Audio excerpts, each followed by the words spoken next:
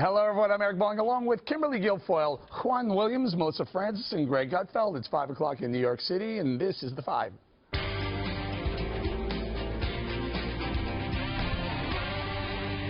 Well, it's over, and it sounds like it all went very well for Donald Trump and the Republican Party today in Washington.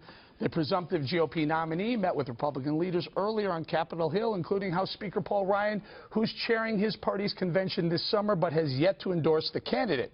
Ryan and RNC Chair Reince Priebus had lots of positive things to say about the meeting. The question is, what is it that we need to do to unify the Republican Party and all strains of conservative wings in the party? We had a very good and encouraging, productive conversation on just how to do that. It was important that we discussed our differences that we have, but it was also important that we discussed the core principles that tie us all together. I was very encouraged with what I heard from Donald Trump today. I'd say productive, and there was a feeling of, I think, even unity in the room that we want to get to a unified party, so let's roll up our sleeves and figure out how to get it done, and it was 100% positive. I think it's safe for me to say that there's a heck of a lot more of agreement than any disagreement. So will all this now lead to an endorsement from Paul Ryan? Yeah, I think this is going in a positive direction, and I think this is a first very encouraging meeting. But again, in 45 minutes, you don't litigate all of the processes and all the issues and the principles that we are talking about. As for Trump, he put out a tweet about the meeting saying it was a, quote, great day in D.C. with Speaker Ryan and Republican leadership. Things are working out really well. So like it or not, folks, Donald Trump right now is the titular leader of the GOP. And I think when he accepts the nomination at the RNC convention in July, you can remove titular from that title and start comfortably calling him the leader of the GOP. KG, last night we looked forward towards this meeting today, and we thought it was going to come out all right. Seems to be that was accurate. Yeah, it seems like it worked out really well, and I think it's for the good of everybody, for the good of the party, because again, all I kept seeing in my face is like an X over the HRC, continuation of Obama legacy. So when you think about the Supreme Court, see the faces, see the people who should be there, conservative justices, because you know what's coming if she gets in. This was an important moment because people do respect Paul Ryan. He's, hugely respected. He's well liked. I think Trump likes him genuinely, and I think he was kind of hurt, upset that, he made those comments initially. But today looks like it went well. You can tell from Reince, you can tell from the comments of Paul Ryan. So I think it's a step forward in the right direction, which is sit down at a table and listen to people and hear what they have to say. Okay, Greg. Paul Ryan said that he went into the meeting and talked about, discussed core principles. That's a 64,000-foot idea. Yeah. He didn't drill down into specifics, but maybe that's what they need to have unity. I think it's not necessarily the first step towards unity, more like reconciliation. Because I think that there's a key distinction here. There is a lot of raw emotion to pretend that you can paper over a rift that has basically been contemptuous of principles and conservatism and has said that's not as important. It's more about inside and outside, and it has insulted so many people that are conservatives to be told that they really don't matter, and now suddenly you do matter. What I was interested in was Reince's tweet, which he said the meeting was great. Okay. It was a very positive step toward party unity. I mean, it felt like he blinked that. It had the persuasiveness as a fortune cookie message.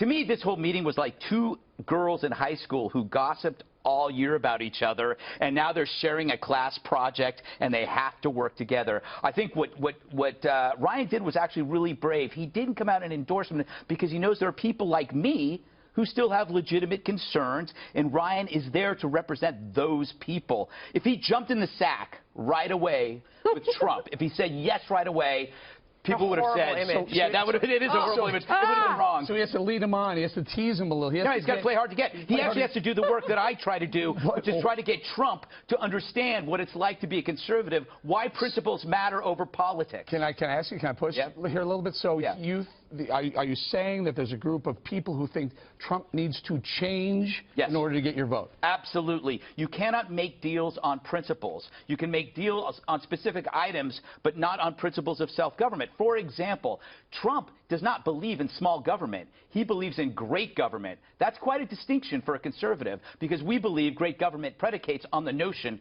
that it is smaller, more efficient. That has never come out of Trump's mouth. Okay. Wow. Juan, Did you just take a 5-hour energy drink? Did No, I'm this just happy. solidify the idea that Donald Trump is running the party today at post-meeting? No, because he didn't endorse him. But it did solidify in so many other ways. I think I read a piece today that described it as Paul Ryan being boxed in. And he's being boxed in by the fact that you have Senate Leader McConnell now endorsing Trump. You have the former Speaker John Boehner now endorsing Trump. You have the leaders, the heads of 7 different congressional panels, House panels, endorsing Trump. So the question then becomes, who's sticking out here as a member of the party? Who's the one that's not lining up? Oh, it's Paul Ryan. And again, that pressure then comes, and we had this discussion yesterday, Eric, where you're saying, hey, Paul Ryan, get in line. You got to do it. Trump has the votes of most of the Republicans who voted in the primary. It's time for Paul Ryan to get in line.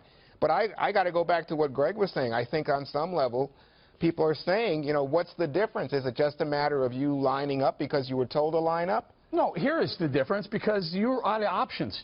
It's not 17 people or 15 people or 12. It's one. You got Trump or you got a Democrat. Yeah, I mean, I totally disagree with you, Juan. I don't think that Paul Ryan is being boxed in at all. I would take your mean girl analogy in a little different direction and say I think it's more like it's like the nerd from the math club, and he's been trash-talked by the captain of the football team for a while, and they're getting together, and they're trying to put their heads together and come up with something. I think Paul Ryan is totally reasonable. I don't think he would go along if he didn't believe it, but I think what unites these guys is that they can both do math, and they do both understand business, and they understand that the middle class cannot afford another Obama administration. Right. You look at median income has fallen.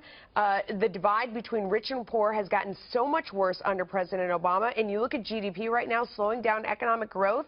I mean, the middle class can't afford to have another Obama administration. They can't have Hillary Clinton in there. That's what unites these guys. That's where they have the common ground. I don't think they unite on trade. No. I don't think they do. The trade thing Jobs, is, economy. I know. The trade thing let me is his first respond to offer. this.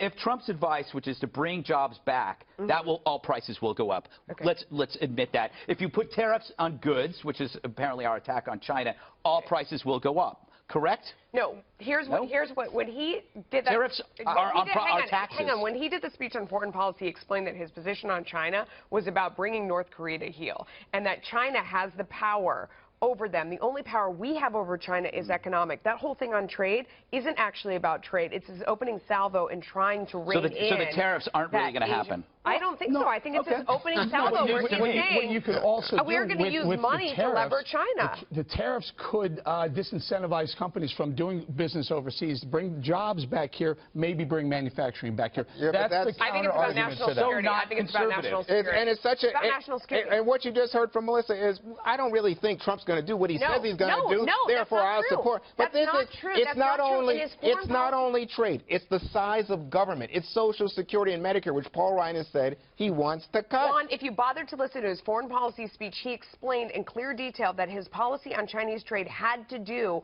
with pressuring them over what's going on in North Korea. That's the only way to bring China to heel, to put pressure And he's on very North specific Korea. about That it. makes No, sense. that's it not finally the point. made sense. That's not the point. And I'll It tell is you the something point. else. It's not just that you have Ryan being boxed in at this point. You still have outliers like Mitt Romney, who's criticizing what it's Trump about. over his Well, tax we're talking return. about Mitt Bring Romney. Mitt in- Romney has become irrelevant in this is process. that right? See, everybody who was a Republican nice before, guy, great guy, well loved, but he is irrelevant to the process right nobody now, but Trump except is a for you. Republican. Nobody but Trump. The only No, Republican is all Trump. right, That's But not I- what we're but can we saying. also But, by the way, point people are something out? getting quite upset that supported the campaigns and worked for to help him to elect as president Mitt Romney. They're upset now because of what's going on. Because at a certain point, enough already. Like if you're, you have to kind of try to like deal with it and don't completely be an obstructionist to go against. I get the problem Paul Ryan has.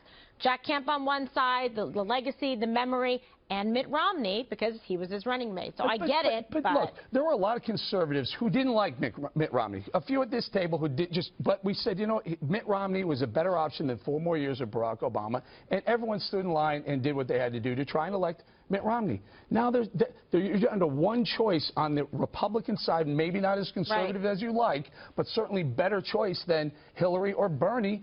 Get in line. Take the medicine. Vote for the guy that's going to be better than the other evil. Well, take the big loss. That's up to you guys. I think let's can see I about give you that. a very Let's see quick about that. anecdotal story, very quick. Last week I went out to dinner with some very good friends, die-hard Democrats, would never ever vote Republican in their entire life. A couple of months ago he says, you know, I'm kind of like what Trump is saying. I'm just liking it. He voted for Donald Trump. Now Jay wants to vote. He wants to work for Donald Trump. Last night out to dinner with a guy whose son was a big political Democrat operative in New Jersey. Out to dinner with him, and he says to me last night, he says, you know, I'm watching the show. I agree with Jon Stewart. I don't know what Hillary Clinton stands for. I can't vote for her. I'm going to vote for Donald Trump, too. I mean, you're seeing a lot of Democrats coming over to vote. I don't see it. You've said this to me before, and I think the basis of your position was West Virginia, where I think it was 40% 44% of the people who voted, And you said that was an voted for outlier. Bernie said they would switch and vote for Trump. And I said to you, that's not reflective of a national pattern. We still don't see any state where, in fact, Trump is able to flip a state from blue to red. But Juan, I think that his argument about people going over is true, only it supports Greg's point that maybe Donald Trump isn't a Republican. No, he's not. Democrats He's not. coming over But that and saying they support him. That means he's that's like the more elephant in center. this room. That is the elephant in this room, is that, you know what? You're talking, what we have argued for 4 years, which is we don't like squishies and rhinos, suddenly we're bending over for one. Hang on, this is a very important one. Another terrible image. Another terrible image. You easy. You easy.